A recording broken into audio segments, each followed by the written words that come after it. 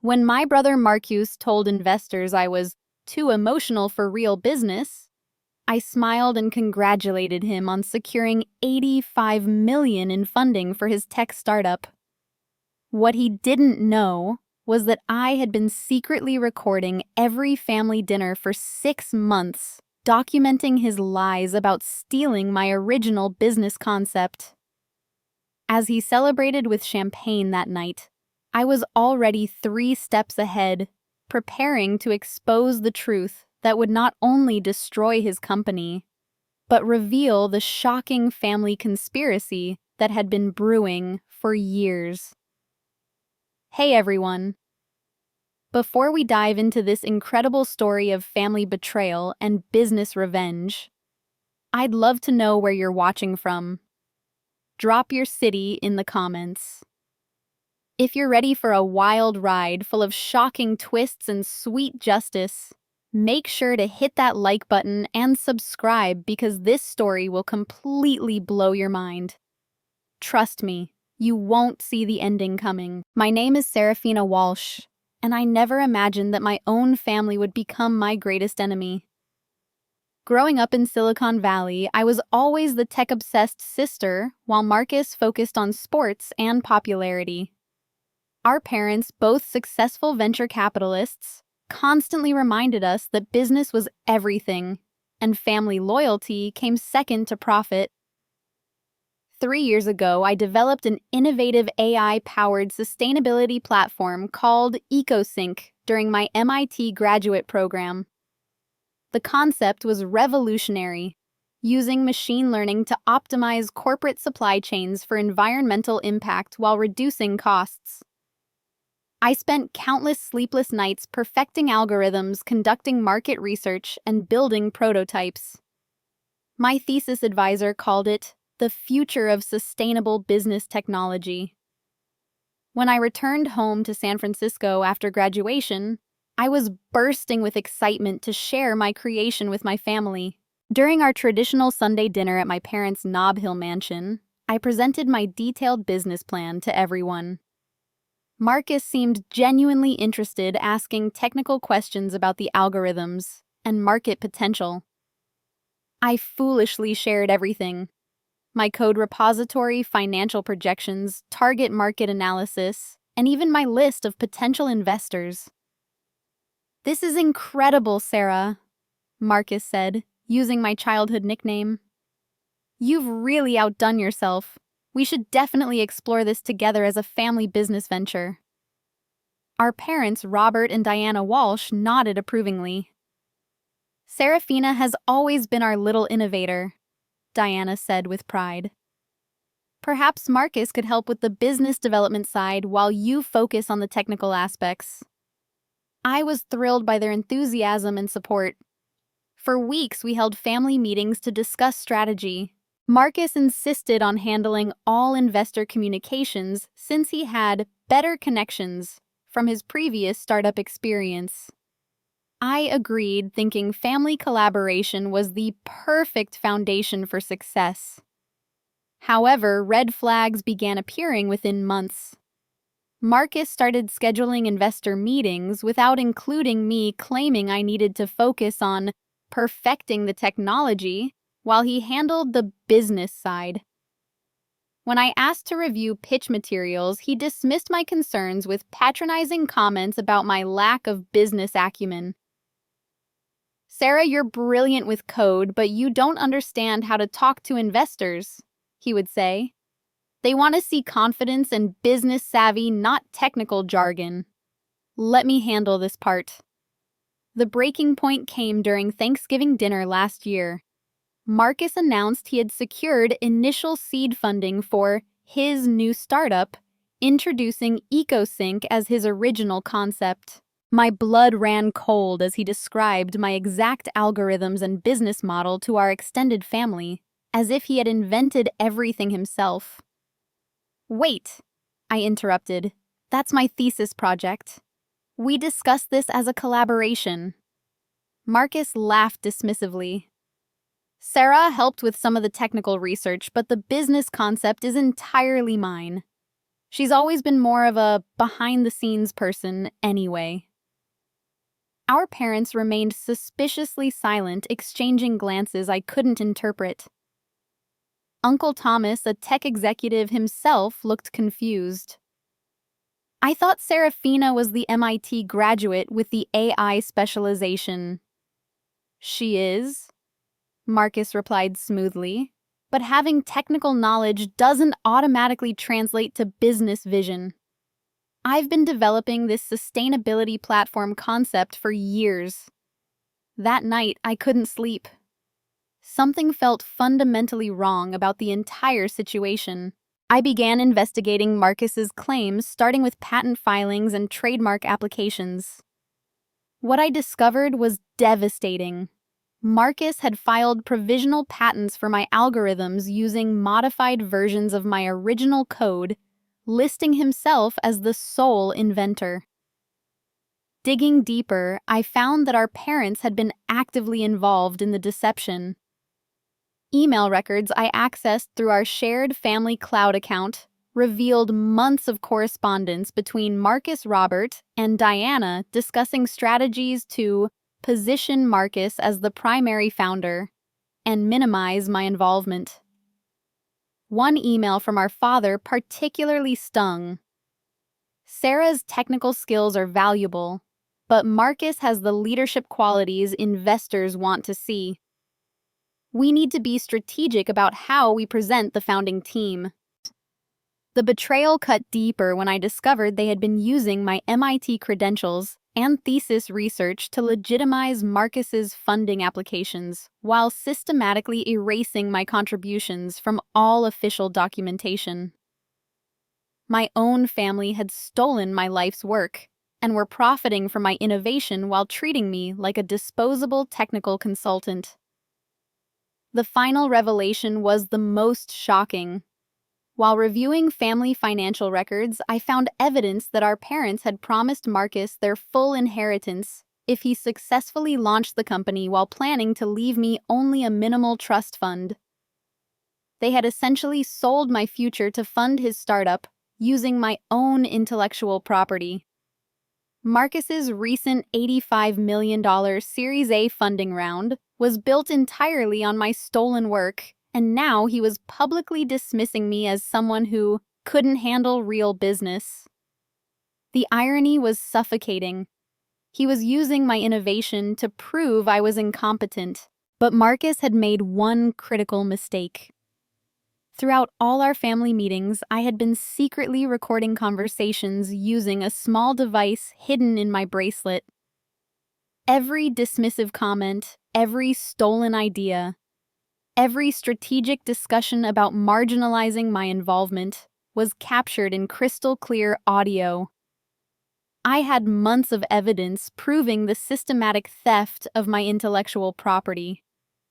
As I listened to recordings of my own brother describing me as technically competent but lacking vision to potential investors, I realized that this wasn't just about stolen business concepts.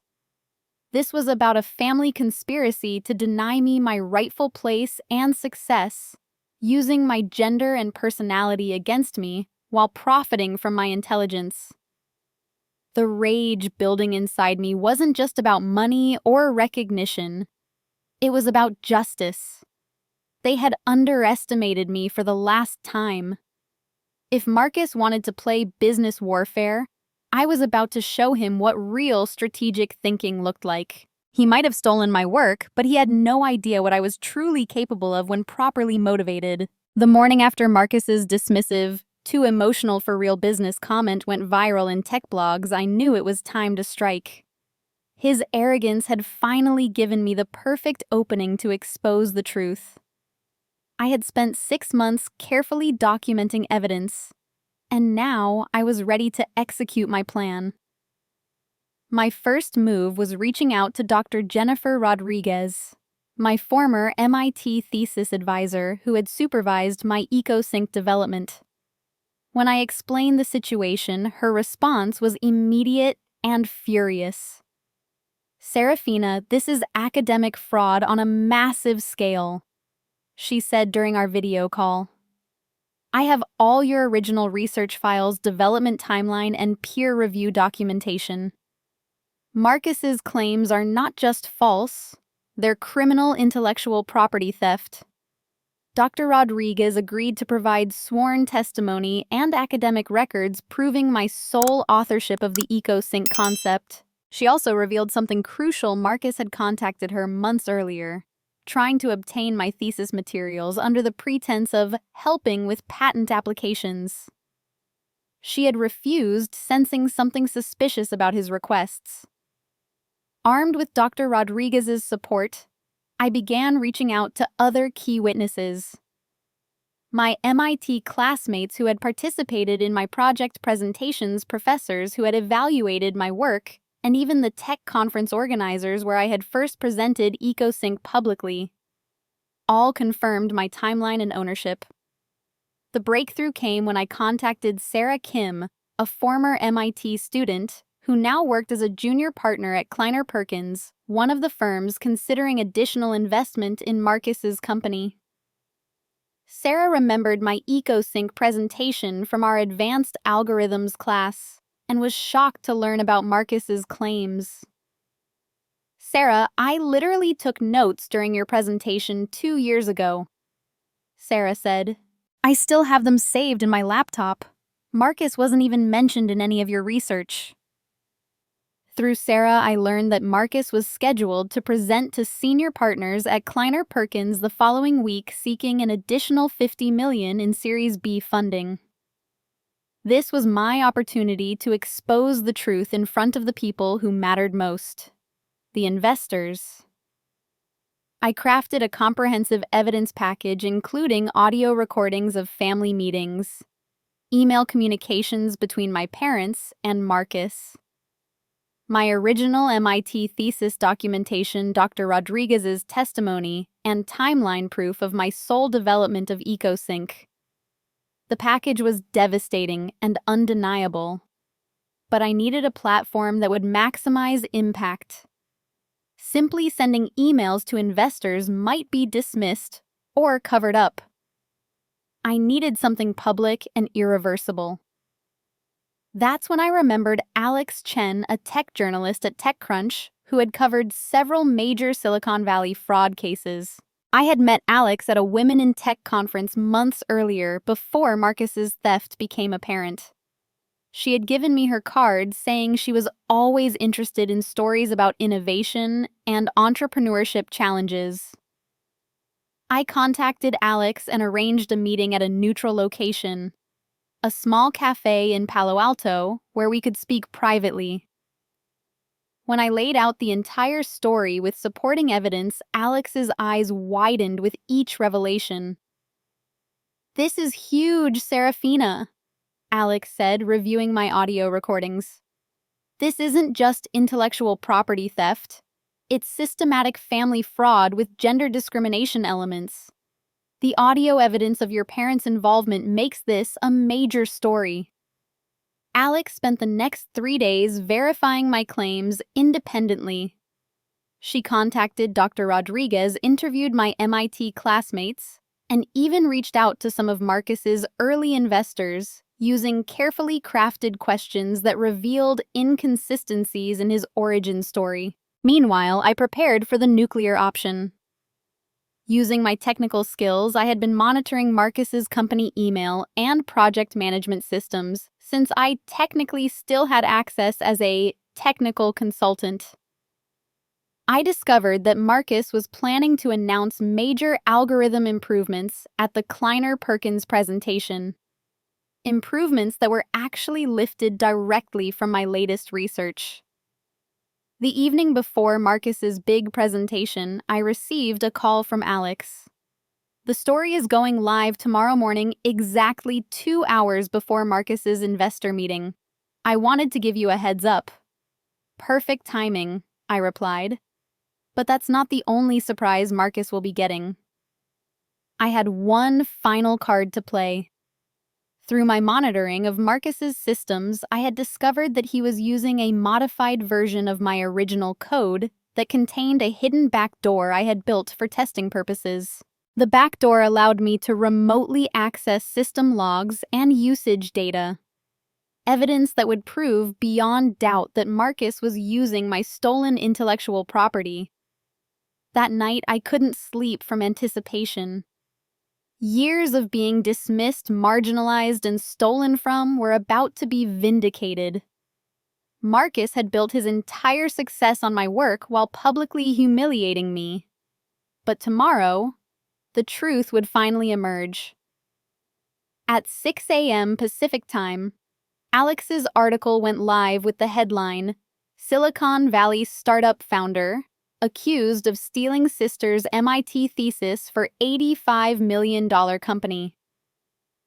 The article was meticulously researched, featuring audio clips of family meetings, academic verification from MIT, and a detailed timeline proving my sole development of EcoSync. Within 30 minutes, the story was trending across social media platforms.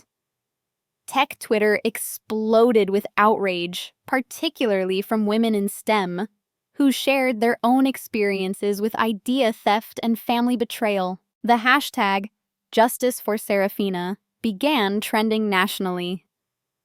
I watched from my apartment as my phone buzzed constantly with messages of support from former classmates, professors, and complete strangers who had read the story. But the real satisfaction came when I received a text from Sarah at Kleiner Perkins. Meeting with Marcus has been canceled indefinitely. Partners are conducting emergency review of all claims. By 8 a.m., other major tech publications had picked up the story. Forbes, Wired, and the Wall Street Journal all reached out for exclusive follow-up interviews. Marcus's company stock price began plummeting as news spread through investor networks. The most devastating blow came when Dr. Rodriguez published her own statement through MIT's official channels, confirming every detail of my story and calling for serious consequences for this violation of academic integrity and intellectual property rights. As Marcus's Kleiner Perkins presentation time approached, I knew he was walking into a completely different reality than the one he had woken up to. His stolen empire was crumbling in real time, and the whole world was watching. My phone rang. It was Marcus, and his voice was shaking with rage and panic. "Sarah, what have you done? You're destroying everything." "I'm simply telling the truth, Marcus," I replied calmly. "Something you should have considered before stealing my life's work and calling me too emotional for business." The strategic exposure was complete. Now the real consequences would begin. Marcus's panicked phone call was just the beginning of the chaos that erupted across Silicon Valley. Within hours of the TechCrunch article going viral, I found myself at the center of a media storm that was reshaping conversations about intellectual property, theft, family betrayal, and gender discrimination in tech. My apartment became a war room as journalists, lawyers, and supporters reached out constantly. The first major ally to emerge was Dr. Patricia Williams, a prominent intellectual property attorney who had won several high-profile cases against tech giants. She contacted me directly after reading the story. "Seraphina, I've been practicing IP law for 20 years, and I've never seen such clear-cut evidence of systematic theft," Dr. Williams said during our video conference. "Your documentation is extraordinary. I want to represent you pro bono because this case could set important precedents for protecting innovators."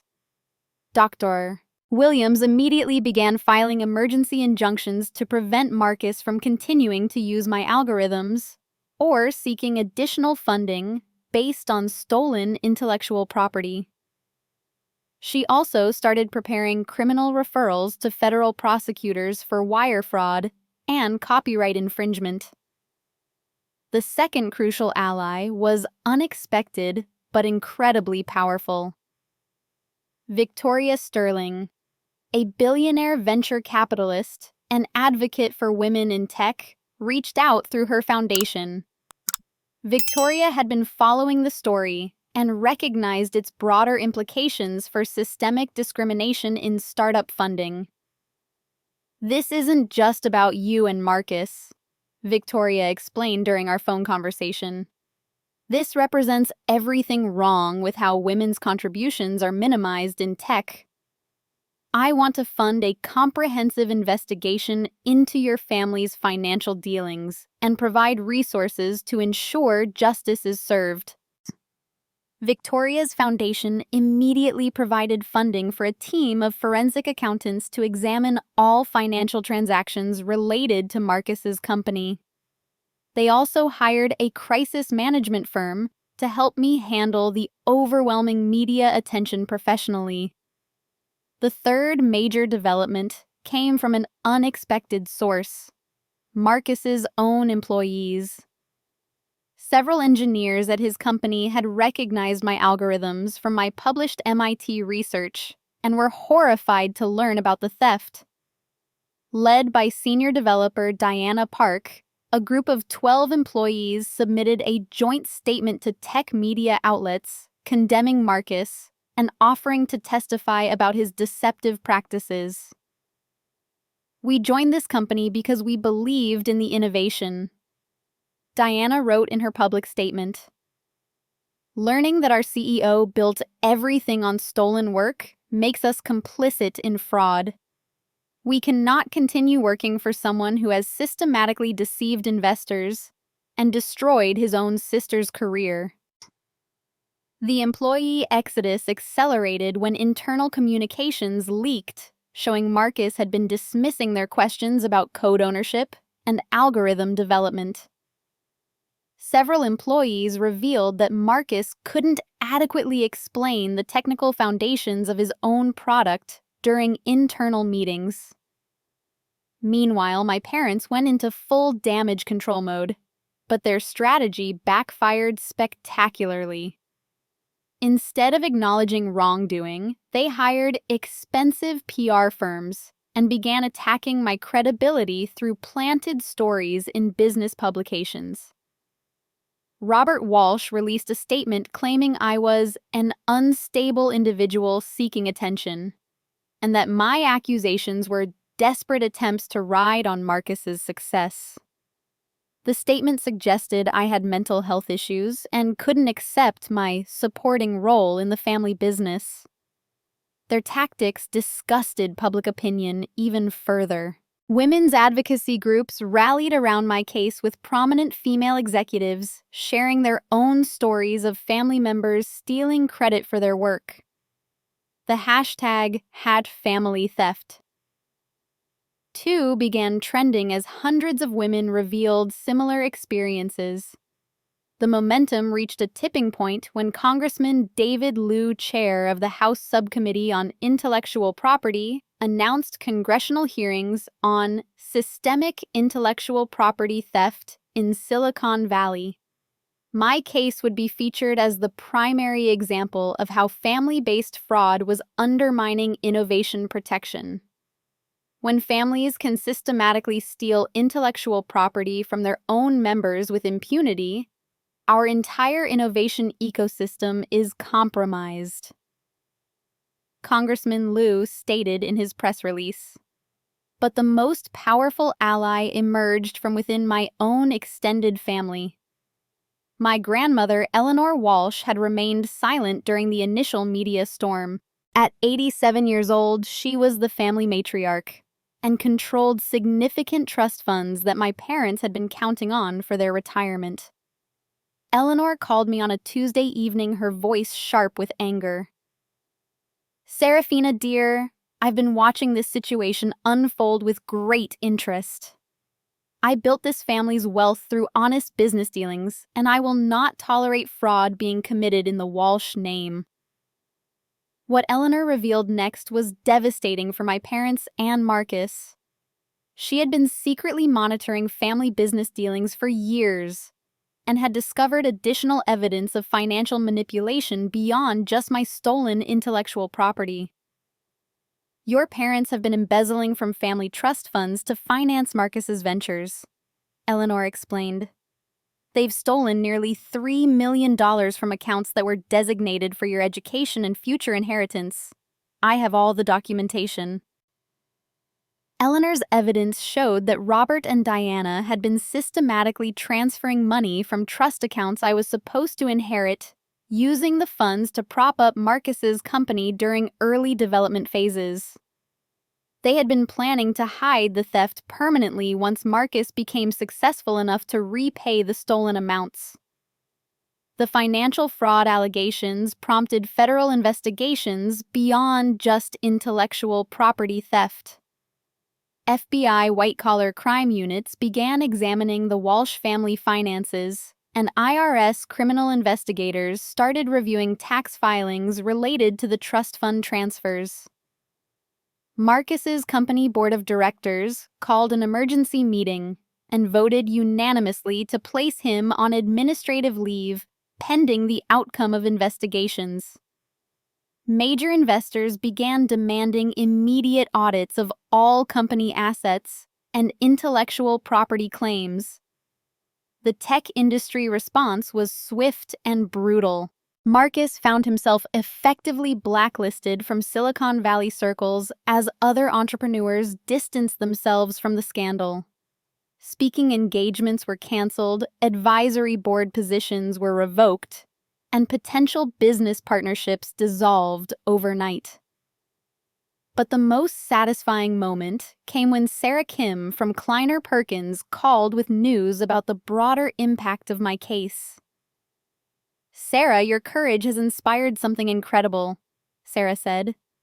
"We're launching a new initiative to verify intellectual property ownership before any funding decisions. Other major firms are implementing similar protocols. You've changed how the entire industry approaches innovation verification." The alliance network I had built was now generating momentum beyond my personal case. Law firms were offering pro bono services to other victims of family-based intellectual property theft. Women's advocacy organizations were creating support networks for entrepreneurs dealing with similar betrayals. However, not everything was proceeding smoothly. The media attention was overwhelming, and I struggled with the personal toll of having my family relationships destroyed so publicly. Despite the support from allies, I felt isolated and emotionally drained. Dr. Williams warned me that Marcus and my parents would likely escalate their counterattacks as legal pressure mounted. "They're going to try to discredit you personally since they can't defend against the evidence," she said. "We need to be prepared for character assassination attempts." Her prediction proved accurate when my parents' lawyers started spreading rumors about my mental health and suggesting I had fabricated evidence. They hired private investigators to dig into my personal life, looking for anything that could undermine my credibility. The stress was becoming unbearable, but I drew strength from the hundreds of supportive messages I received daily from women who had experienced similar betrayals. Their stories reminded me that this fight was bigger than my personal grievances. It was about changing systemic patterns of exploitation. As we prepared for the next phase of legal proceedings, I realized that building alliances had transformed my individual grievance into a movement for change. But I also sensed that Marcus and my parents were planning something desperate. They had too much to lose to surrender without a final, devastating counterattack. The question was whether my alliance network was strong enough to withstand whatever they were preparing to unleash against me. Everything began unraveling on a Thursday morning when I received an urgent call from Dr. Williams. Her voice carried a tension I had never heard before. "Seraphina, we have a serious problem. Someone has been feeding information to Marcus's legal team about our strategy and evidence. They knew about our forensic accounting discoveries before we filed the motions." My blood ran cold. What do you mean? How is that possible? There's a mole in our alliance network. Someone with access to our confidential discussions has been systematically leaking our plans to the opposition. The betrayal felt like a physical blow. After weeks of building trust and collaboration with my support network, discovering that someone was secretly working against me shattered my confidence.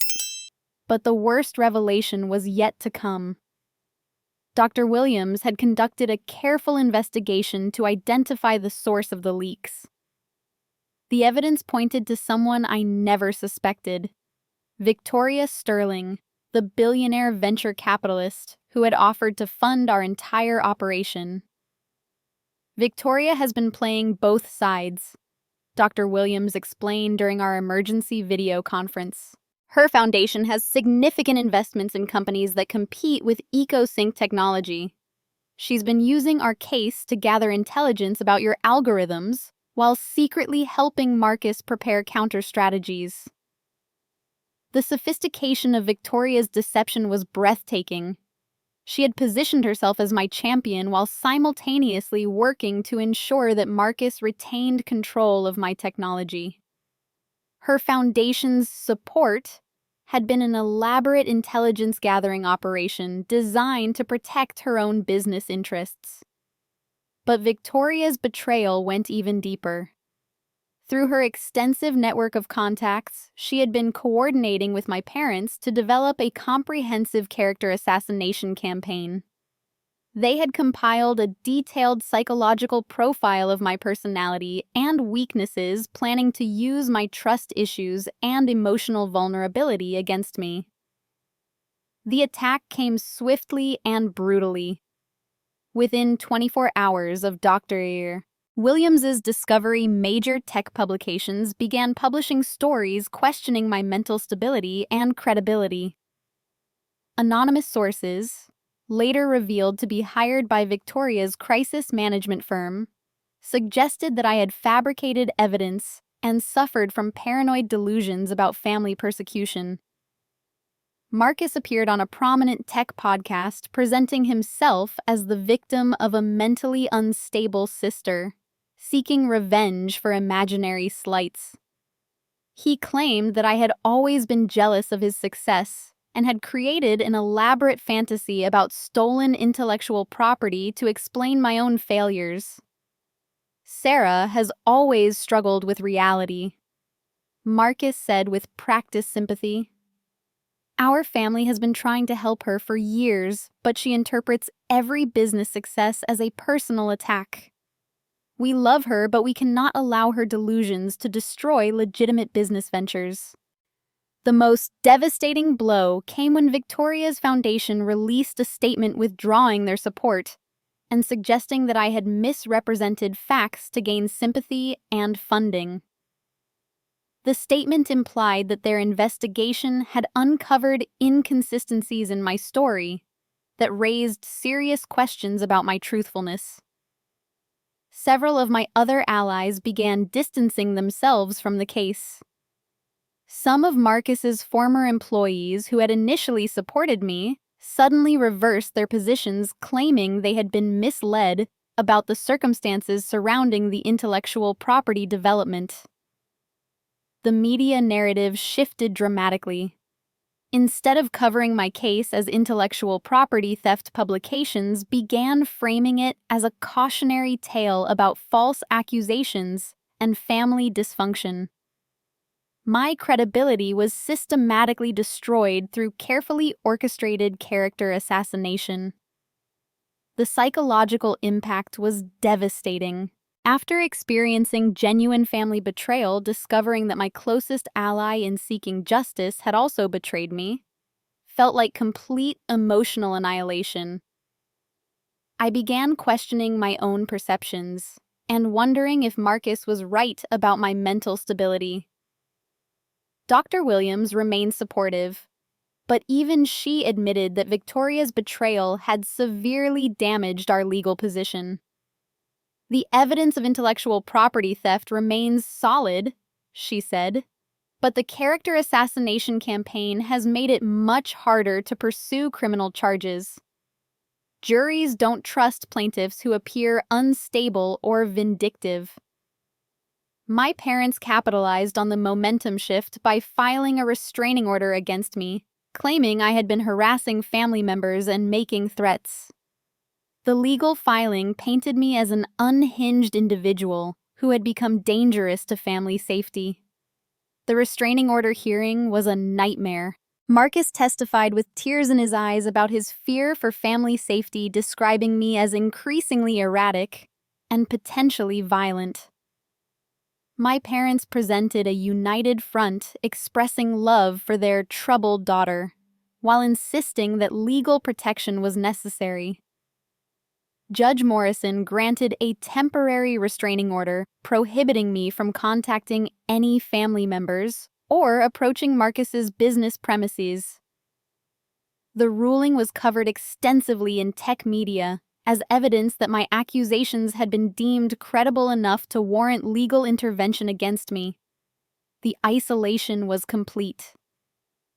Former allies avoided my calls, media coverage turned hostile, and even some of my MIT classmates began questioning whether they had misremembered details about my thesis development.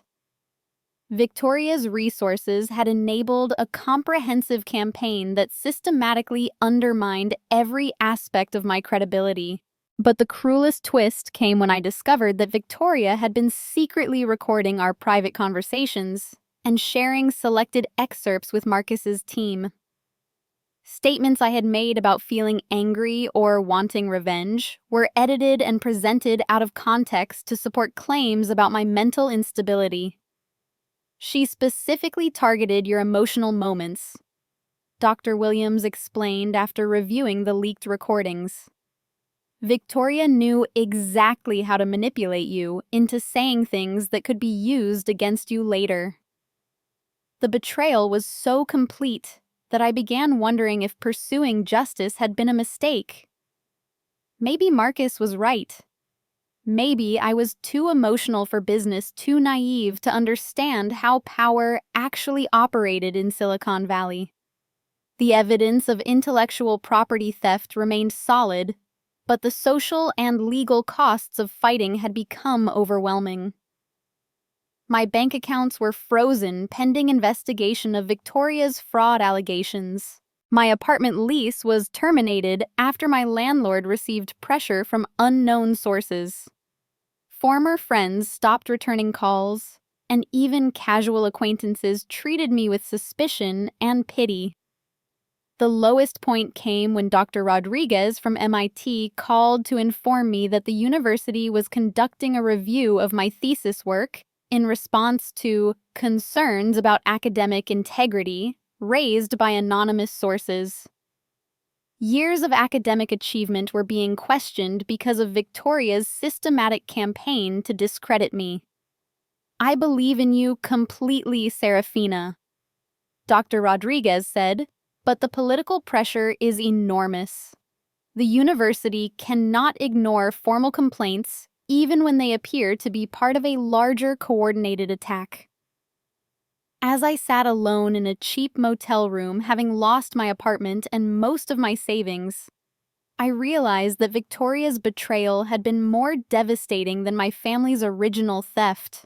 She had weaponized my trust and vulnerability to ensure that Marcus retained control of my intellectual property while destroying my reputation so thoroughly that future challenges would be impossible.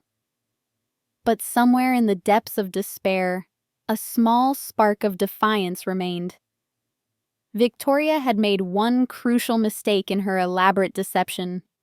She had underestimated my technical skills and my capacity for strategic thinking under pressure. If she wanted to play psychological warfare, I was about to demonstrate that I had learned more about survival and revenge than she realized. Rock bottom became my foundation for the greatest comeback of my life. While Victoria Sterling celebrated what she believed was my complete destruction, I was quietly building an unassailable case that would expose not only Marcus's original theft, but also the sophisticated conspiracy that had been orchestrated to silence me. The breakthrough came from an unexpected source: my grandmother, Eleanor. Despite the restraining order preventing direct family contact, Eleanor found a way to reach me through her longtime attorney, Harrison Mitchell, who had been managing Walsh family legal affairs for 30 years. "Miss Walsh," Harrison said during our clandestine meeting at his downtown office, "your grandmother has instructed me to provide you with information that will change everything. She has been conducting her own investigation parallel to yours, and what she discovered goes far beyond simple intellectual property theft." Eleanor had been secretly recording family conversations for over 2 years, long before my case began. As the family matriarch, she had access to private discussions and financial meetings that revealed the true scope of Marcus and my parents' criminal activities. "Your grandmother suspected something was wrong when Marcus suddenly had access to sophisticated algorithms he couldn't have developed himself," Harrison explained. "She began documenting everything, including conversations where your parents explicitly discussed strategies for stealing your work and marginalizing your contributions." The recordings Eleanor provided were devastating. Unlike my hidden recordings of family dinners, hers captured private conversations between Marcus and our parents, where they openly discussed their plan to appropriate my intellectual property. In one particularly damaging recording, Marcus explicitly acknowledged that he couldn't have developed EcoSync without stealing my research. But Eleanor's evidence went much further. She had documentation proving that Victoria Sterling had been in contact with my parents months before, publicly offering her support to me. The communications showed that Victoria's entire alliance with me had been planned from the beginning as an elaborate intelligence operation. "Victoria approached your parents after the TechCrunch article was published," Harrison explained. "She offered to help them manage the crisis by positioning herself as your supporter while secretly gathering evidence to discredit you. The betrayal was coordinated from day one." Eleanor's financial records also revealed the full extent of trust fund embezzlement. My parents had stolen over $5 million from accounts designated for my inheritance, far more than the $3 million Eleanor had initially discovered. They had been systematically looting family assets for years to fund Marcus's business ventures. The most shocking revelation was that Victoria's own companies had been planning to acquire Marcus's startup all along. Her investment in discrediting me was motivated by a desire to purchase EcoSync technology at a reduced price, after creating artificial instability around the intellectual property ownership. Armed with Eleanor's evidence, I reached out to a new ally who would prove instrumental in achieving justice: Special Agent Sarah Chen from the FBI's White-Collar Crime Unit. Agent Chen had been following financial fraud cases in Silicon Valley and was immediately interested in the scope of the Walsh family conspiracy. This case represents multiple federal crimes across several jurisdictions, Agent Chen explained during our meeting at the federal building. "We have wire fraud, money laundering, racketeering, and conspiracy charges that could result in significant prison sentences for all parties involved." Agent Chen's investigation quickly uncovered additional evidence that even Eleanor hadn't discovered. Federal financial analysis revealed that Marcus's company had been used as a money laundering vehicle for questionable investments my parents had made using stolen trust fund money. The FBI also discovered that Victoria Sterling's foundation had violated numerous tax and financial regulations in their coordinated attack against me. Her use of nonprofit resources to support private business interests constituted criminal misuse of tax-exempt organizations. Dr. Williams, who had remained loyal throughout Victoria's betrayal, worked closely with Agent Chen to coordinate civil and criminal proceedings. We now have enough evidence to pursue RICO charges against the entire conspiracy, she said. This isn't just intellectual property theft anymore. It's organized crime. The turning point came when Agent Chen executed coordinated search warrants on Marcus's company offices, my parents' home, and Victoria's foundation headquarters. The simultaneous raids recovered thousands of documents and digital files that provided irrefutable evidence of the conspiracy. During Marcus's office raid, federal agents discovered that he had been maintaining detailed files on strategies for discrediting me, including psychological profiles and talking points for media appearances.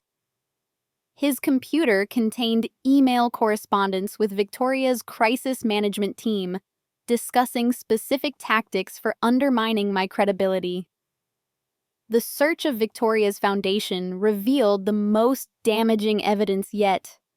Detailed financial records showing payments to journalists' former allies, and even some of Marcus's employees, in exchange for changing their stories about me.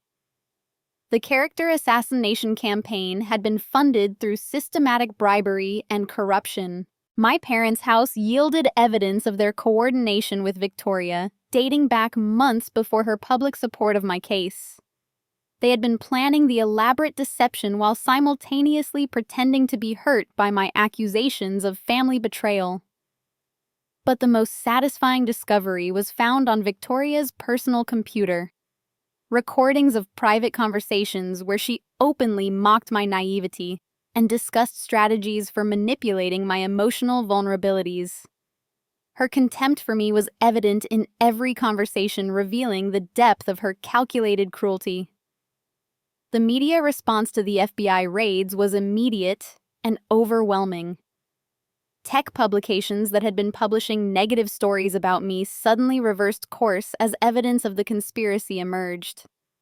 Journalists began investigating their own sources and discovering how extensively Victoria's operation had manipulated media coverage. Marcus's company board immediately terminated his employment and began legal proceedings to recover assets obtained through fraudulent means. Major investors announced they were withdrawing funding and demanding full restitution for money invested based on false intellectual property claims. Victoria Sterling found herself under investigation not only for her role in my case, but for similar tactics she had used against other entrepreneurs. Federal agents discovered that my situation was part of a broader pattern of predatory behavior, where Victoria identified vulnerable innovators and used elaborate deception to steal their intellectual property. The vindication was overwhelming, but bittersweet. While justice was finally being served, the emotional toll of the betrayal and character assassination remained significant. Agent Chen assured me that federal prosecutors were preparing comprehensive charges that would ensure appropriate consequences for everyone involved. The evidence is so overwhelming that plea bargains are unlikely, Agent Chen explained. Your family and Victoria Sterling are facing decades in federal prison for the scope of their criminal activities. Eleanor's support had been the key to everything. Her patience, resources, and strategic thinking had enabled the collection of evidence that transformed my case from a family dispute into a federal criminal investigation. Her faith in me had never wavered, even when mine had been completely shattered.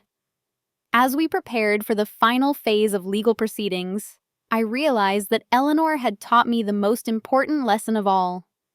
Sometimes the greatest allies emerge when everything seems hopeless and real justice requires patient strategy and unwavering determination to expose the truth. 6 months after the FBI raids, I stood in federal court, watching my brother Marcus receive a sentence of 12 years in prison for wire fraud, money laundering, and conspiracy. The judge's words echoed through the packed courtroom as she described his crimes as a betrayal of family trust and innovation that strikes at the heart of our technology economy. My parents, Robert and Diana Walsh, had already pleaded guilty to embezzlement and fraud charges in exchange for 8-year sentences. The family wealth they had spent decades building was entirely seized to pay restitution to victims and cover legal penalties. Victoria Sterling's downfall was even more spectacular. Federal investigators discovered that her elaborate schemes against me were part of a pattern affecting dozens of other entrepreneurs. She received a 20-year sentence for racketeering, fraud, and conspiracy charges that spanned multiple states and victims. But the real victory wasn't the prison sentences. It was reclaiming my life and work. The federal court officially recognized me as the sole inventor and owner of EcoSync technology. Marcus's company assets were transferred to me as part of restitution, giving me control of the business built on my stolen intellectual property. Eleanor had been vindicated as well. Her patient documentation and strategic support had exposed corruption that extended far beyond our family. The judge specifically praised her courage in exposing criminal activity despite personal and family costs. The tech industry response was transformative. Major venture capital firms implemented new verification protocols for intellectual property claims directly inspired by my case. The Walsh protocols became standard practice for preventing fraud in startup funding.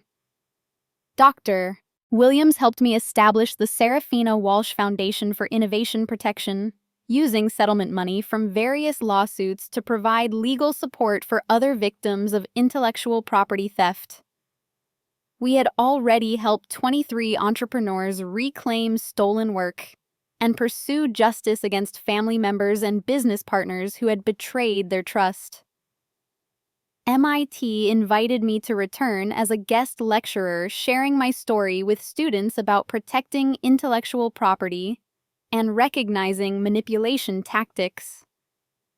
Dr. Rodriguez had been instrumental in developing new academic protocols for preventing thesis theft and ensuring proper attribution of student innovations. The personal healing process was ongoing, but significant. Therapy had helped me process the trauma of systematic family betrayal while developing healthier boundaries and trust patterns. The support from other victims and advocates had created a chosen family that valued honesty and mutual support. Most surprisingly, several of Marcus's former employees had become close friends and collaborators. Diana Park, who had led the employee revolt against Marcus, now served as Chief Technology Officer for my rebuilt EcoSync company. We had created a workplace culture based on transparency, attribution, and collective success, rather than individual exploitation. The business itself was thriving beyond my original projections. With proper leadership and ethical practices, EcoSync had expanded into new markets and developed additional applications I had only dreamed about during my MIT years. We now employed over 200 people and had partnerships with major corporations seeking sustainable technology solutions. Eleanor, at 88 years old, had become my closest advisor and chosen family matriarch. She often joked that exposing the family corruption had given her a new purpose in life. Her wisdom and strategic thinking continued to guide my decisions as both an entrepreneur and advocate. You transformed a devastating betrayal into positive change for countless people, Eleanor told me during our weekly lunch meetings. That kind of resilience and vision proves you were always meant for remarkable things.